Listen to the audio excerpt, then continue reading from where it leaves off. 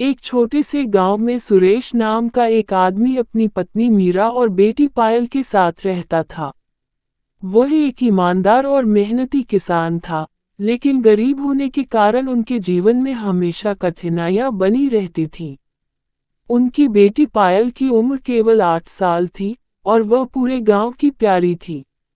उसकी हंसी, उसकी मासूमियत और उसका प्यारा व्यवहार हर किसी का दिल जीत लेता था।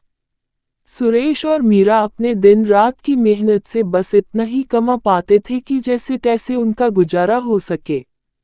पायल उनकी आंखों का तारा थी और उनके जीवन का एकमात्र सपना था कि वे उसे अच्छी शिक्षा दिला सके ताकि उसका भविष्य संवर सके।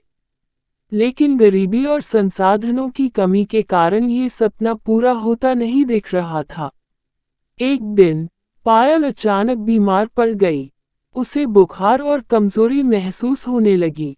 सुरेश और मीरा उसे गांव के डॉक्टर के पास ले गए, लेकिन डॉक्टर ने बताया कि पायल की बीमारी गंभीर है और उसे शहर के बड़े अस्पताल में इलाज की जरूरत है। सुरेश के पास इतने पैसे नहीं थे कि वह पायल को शहर ले जाकर इलाज करवा सके।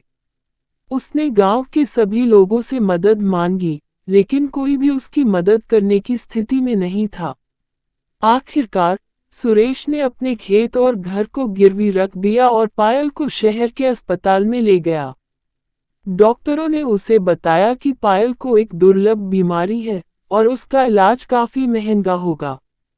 सुरेश ने अपनी पूरी कोशिश की, लेकिन इलाज के पैसे जुटा नहीं पाया। धीरे धीरे पायल की हालत बिगड़ती गई। एक दिन अस्पताल के बेड पर लेटी पायल ने अपने पिता का हाथ पकड़ा और बोली, पापा, मैं ठीक हो जाऊंगी ना। सुरेश की आंखों में आंसू आ गए, लेकिन उसने मुस्कुराने की कोशिश करते हुए कहा, हाँ बेटा, तुम जरूर ठीक हो जाओगी। लेकिन किस्मत को कुछ और ही मंजूर था। कुछ ही दिनों बाद पायल ने आखिरी सांस ली। सुरेश और मीरा का दिल टूट गया। उनकी आंखों में आंसुओं का सैलाब था और उनका मन जैसे खाली हो गया था। उनके जीवन का सबसे बड़ा सपना, उनकी प्यारी बेटी, अब उनके साथ नहीं थी। पायल के बिना उनका घर एक सूना मकान बन गया। हर कोने में उसकी हंसी की गूंज सुनाई देती, पर वह अब वहां नहीं थी।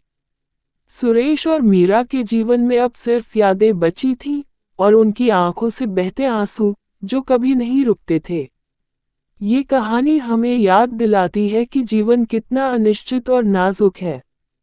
जो चीजें हमारे लिए सबसे कीमती होती हैं, उन्हें हम कभी कभी खो देते हैं और उनके बिना जीने की ताकत जुटाना सबसे बड़ा संघर्ष होता है।